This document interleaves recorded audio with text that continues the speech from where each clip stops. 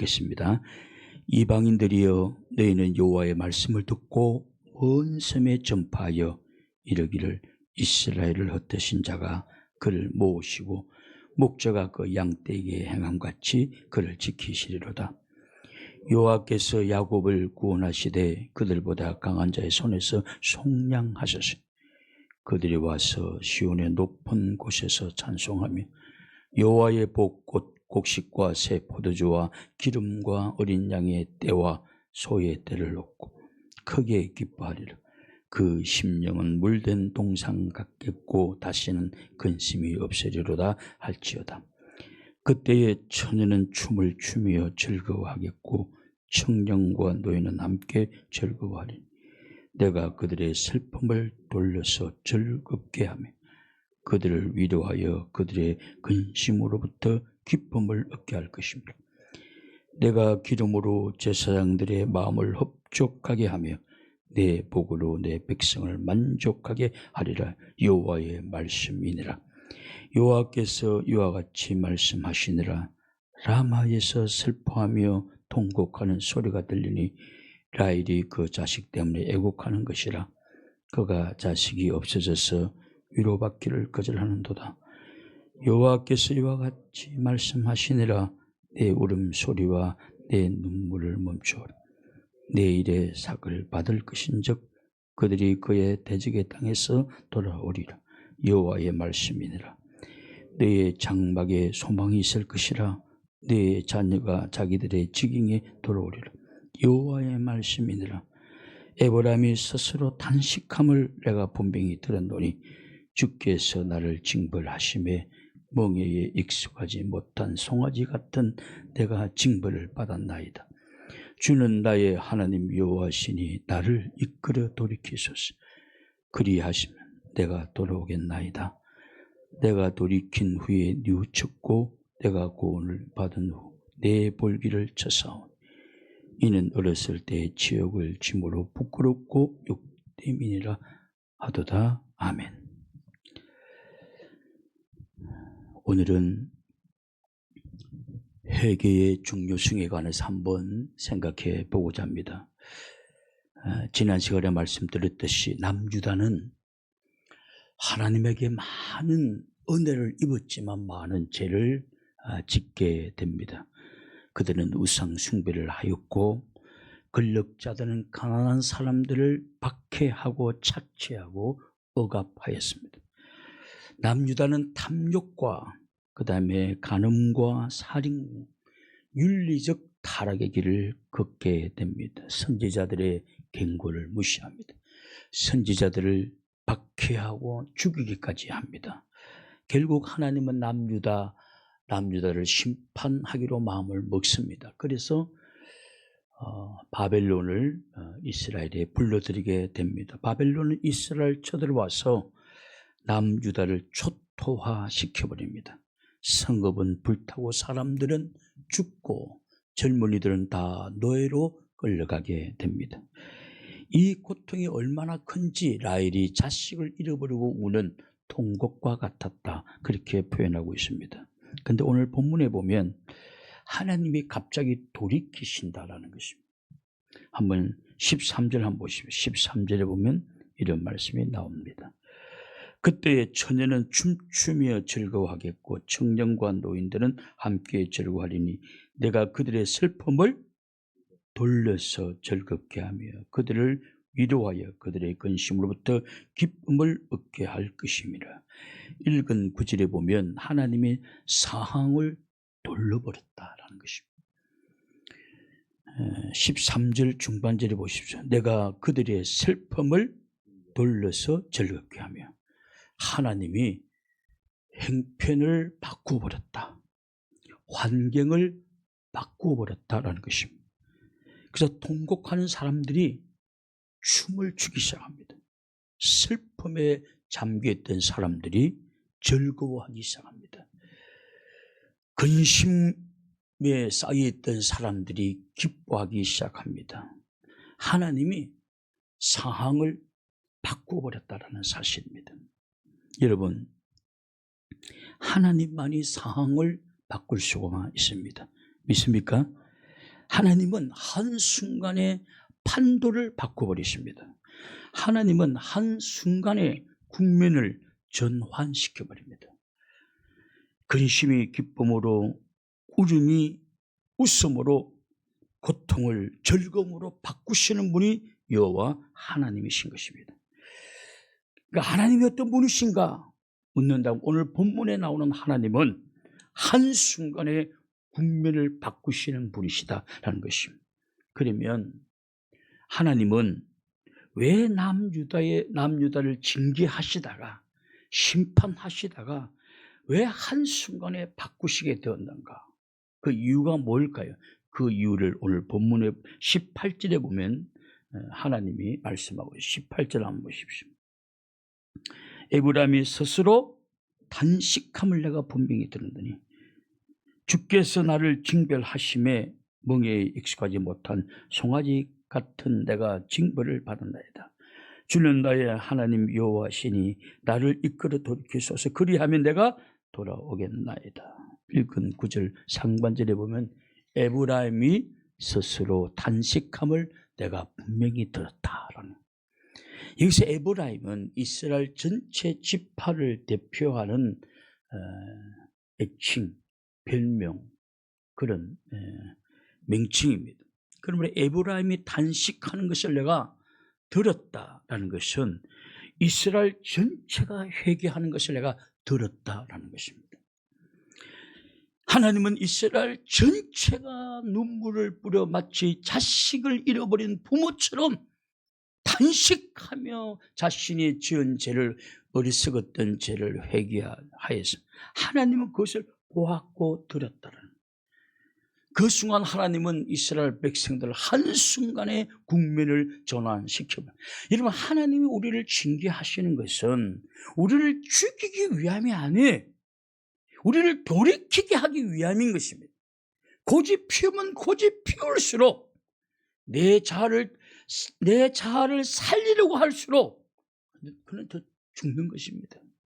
완전히 주님 앞에 자기 자신을 꺾어버리셔야 돼요. 여러분, 죽어야만이 부활이 나타나는 것입니다. 나를 죽어야만이 새로운 역사들이 나타나게 되는 것입니다. 자기를 죽이지 아니하고는 어떻게 여러분 부활체가 되겠습니까? 불가능한 거죠. 나를 죽여야 돼요. 여러분, 누군가가 여러분 정말 사람들이 자기를 죽인 자의 모습을 보면 우리는 대부분 이야기하죠. 와, 사람 베네스, 사람 베네스. 제가 노인에 관련된 프로그램을 많이 본다고 하지 않았습니까? 70먹은 할아버지가 화를 버릉대니까 할머니가 그래요. 에이구, 젊은 성질머지 언제 죽으려고 저러나. 그 성질머리가 언제쯤 꺾이려고 저러느냐. 언제. 근데 그걸 보면서 아내들은 남편의 성질머리가 꺾일 것을 기다리고 있구나. 그냥 말을 해도 못 알아들으니까. 그러니까 아내들은 여러분 남편이 나이가 들어가지고 힘도 못 쉬고 그 성질머리가 꺾이기를 아내들은 기다리고 있는데 이제 70 넘어가면 꺾일 줄 알았더니 똑 버럭하려니까 아내가 참다 젊은 성질머리 언제 꺾이려고 그러냐고. 아직도 성질이 안 죽어가지고 그러는 거예요. 그러면 그 인생은 희망이 없는 것입니다. 꺾여져야 돼요. 여러분, 이제 나이가 들면 굉장히 자상해져야 됩니다. 굉장히 자상해져야 됩니다. 근데 하나님 그렇게 만드세요. 나도 자상한 면이 있구나 하는 걸 저도 어저께 느꼈어요. 우리 둘째 아이가 아이를 얻고 푸른 수목원인가 서울 수목원 갔는데 엄청 더워서 괜찮아 엄살이 좀 심하거든요. 너무 그냥 오다가 그냥 포기할까 하다가 그냥 끝까지 걸어왔다고 그러면서 그 문자를 보니까 누가 나를 데려왔으면 좋겠다 그런 뜻이에요. 서울 수목원에 있는데 근데 보십시오. 엄마도 못 가지. 동생이 갈 거예요? 지금 출근했는데 남편도 출근했는데 남아있는데 그래 내가 어디냐 그랬더니 정문에 있다고 그래. 그래 내가 갈게. 저 아내가 오라면 안 가. 네. 가더라고. 뭐 후다닥 가더라고요. 후다닥 그냥 막 지체 없이 가더라고. 나이가 먹으면 많이 자상해지는구나. 근데 손자를 보는 순간 하나도 안 미워. 그 걔가 나를 보고 웃는 모습에 너무 좋아가지고 막 할아버지 얼굴을 기억하잖아. 근데 하루 종일 기분이 좋더라고. 여러분 나이가 들면 좀 꺾여야지. 굉장히 이해심이지만 여러분 아내가 여러분 성갈불에 성질 부릴 때 지금까지 참아오지 않았습니까? 이제는 나이 들면 아내의 세상이 되어야 돼요. 아내 지금까지 남편 말 잘 듣고 순종했으니까 이제는 아내 말 스스로 잘 듣는 그런 게 와야 돼. 이제 자상하게 와야 돼. 하나님은 한순간에 국면을 바꾸었다. 한순간에. 여러분 우리가 이 성경을 통해서 무엇을 배우게 됩니까? 오늘 우리의 삶 속에 국면이 전환되어야 될 것은 없습니까? 실패가 성공으로, 가난이 풍요로, 근심과 걱정이 기쁨으로, 질병이 치유로, 불통이 행통으로 국면이 전환되어야 될 것은 없습니까? 하나님은 한순간에 판도를 바꾸시는 분이십니다. 판도를 바꾸시는 하나님 앞에서 우리가 해야 될 것은 무엇인가 하는 것입니다. 무엇이죠? 그는 철저한 회개인 것입니다. 하나님이 이스라엘 남유다로 하여금 징계를 내리시다가 한순간에 그 국면을 바꾸신 이유가 무엇이냐? 하나님 에브라임이 단식하는 것을 내가 들었다라는 것입니다. 그들이 지은 죄들을 부끄러워한다고 기록되어 있습니다. 수치스럽게 생각하면 내가 왜 저런 죄를 지었는가? 너무나 수치스럽게 생각하면서 하나님 앞에 단식을 했다는 것이 단식. 그 단식, 회개하는 단식을 하나님이 다 들었다는. 그리고 하나님은 국민을 완전히 전환시켜버립니다. 울음이 기쁨으로, 염려가 즐거움으로 다 바꿔버렸다. 오늘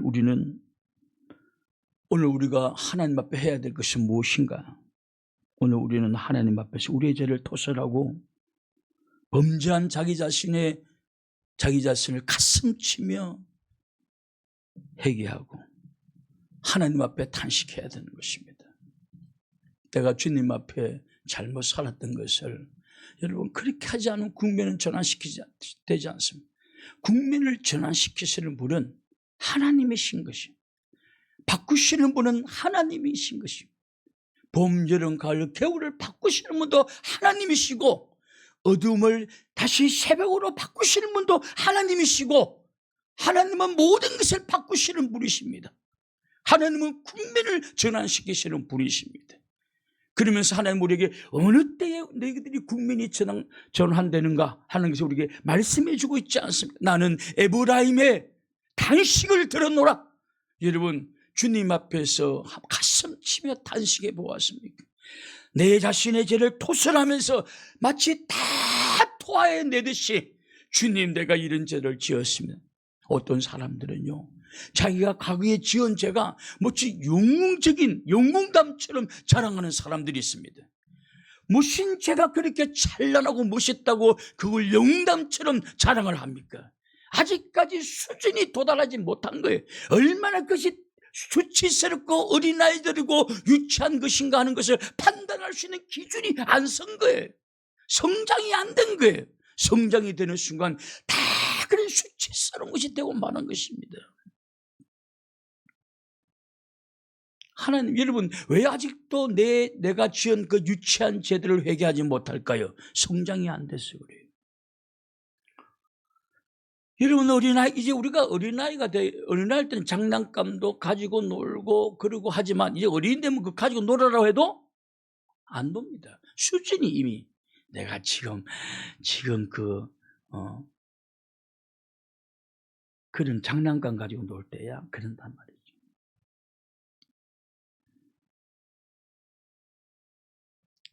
우리의 죄를 토설하지 아니하고는 오늘 내가 당하고 있는 이 국면은 전환되지 않습니다. 전환될 수가 없어요. 범죄한 자기 자신을 가슴치면서 회개하시. 남을 아프게 한 사람들은 하나님 내가 아프게 하심을, 내가 그를 아프게 함을 용서해달라고. 용서해달라고. 그리하면 하나님은 한순간에 국면을 전환시켜 주십니다. 하나님 그런 능력이 있다면, 여러분 우주 만물을 보시면 하나님 계속 바꾸시는 분입니다. 여러분 홍해가 맨 땅이 되게 바꾸어 주었습니다. 한순간에 홍해가. 요단 강물을 한순간에 물이 쌓이게 만드시고 가나안 땅으로 들어가는 길을 열어 주었습니다. 하나님은 국면을 바꾸시는 분이십니다. 어떤 사람들에게, 회개하는 사람들에게, 자신이 그런 삶을 되돌아보면서 철저하게 회개하는 사람들에게 하나님은 국면을 바꾸시는, 바라기는 여러분 신앙이 없으셨지언제, 어떤 분들은 죄를 짓고 난 다음에 남들이 이렇게 너 왜 그런 죄를 짓지 않았냐고 말하면 부끄러워할 필요도 없어요. 그건 내가 신앙이 없을 때 지은 죄예요. 그것은 내가 신앙이 어릴 때 지은 죄예요. 그러나 이제는 나는 이제는 그런 죄 짓지 않아. 왜냐? 나는 이제 신앙이 들어왔기 때문에, 나는 이제 성장했기 때문에 나는 이제 죄를 짓지 않아. 그래, 네가 말하는 죄 지었어. 그러나 그거는 내가 신앙이 없을 때 지은 죄야. 신앙이 어릴 때 지은 죄야. 이제는 나는 짓지 않아. 이제는 부끄러워. 여러분 신앙 없을 때 지은 죄, 신앙 없으면 죄 짓게 되어 있어요. 신앙이 어릴 때 죄 짓게 되어 있습니다. 여러분 어린아이들 보십시오. 그저 사탕 하나 준다고 데려가면 그냥 따라갑니다. 그거 따라갑니다. 어린아이들은 약해요. 왜 우리가 신앙이 성장되어야 되냐 하면 그런 유혹에 안 넘어간다. 그런 말들이 안 넘어간다는 것입니다. 우리가 성장되면 그렇다는 것입니다. 유혹에 약해서 지은 죄들, 그거 다 토설하셔야 돼요. 다 하나님 앞에 다 고백하셔야 돼요. 자백하셔야 돼요. 그러면 하나님은 국면을 전환시켜 주실 것입니다. 이 고통스러운 상황에 판도를 바꾸실 분은 여호와 하나님이십니다. 믿습니까? 여러분, 오늘 여러분이 당하고 있는 실패가 성공으로, 절망이 희망으로, 질병이 치유함으로 모든 국면, 모든 판도를 바꾸시는 분은 여호와 하나님이신 것입니다. 어떤 사람에게 철저하게 단식하는 자기 자신의 죄를 주님 앞에 토설하는 사람들을 하나님은 그 판도를 바꿔주신다는 것입니다. 오늘 여러분 그저 주님 앞에 내 문제를 응답하여 달라고 기도하는 것은 그건 어리석은 기도예요. 여러분 회개 없이 우상 앞에 비는 거하고 하나님 앞에, 인격적인 하나님 앞에 기도하는 것은 하늘과 땅 차이도 다릅니다. 여러분 불교든 뭐든, 여러분 어떤 그건 우상 숭배자들은 회개가 없어요. 회개가 어디 있어요? 회개를 안 하죠. 회개 짓지 않아서 회개 없습니다. 그는 그냥 가서 빌면 되는 거예요. 오늘 사람을 죽이고도 하나님 나를 숨겨달라고 빌면 돼요. 그러나 하나님은 그런 하나님이 아니신 거죠. 하나님은 철저하게 회개하셔야 돼. 철저하게. 그러면 하나님은 국면을 전환시켜 주시는 분, 판도를 바꾸어 주시는 분이십니다. 주님 앞에 나 자신을 되돌아보면서 잘못 살았던 죄악들을 주님 앞에 고백하십시오. 그리고 주님이 우리의 죄를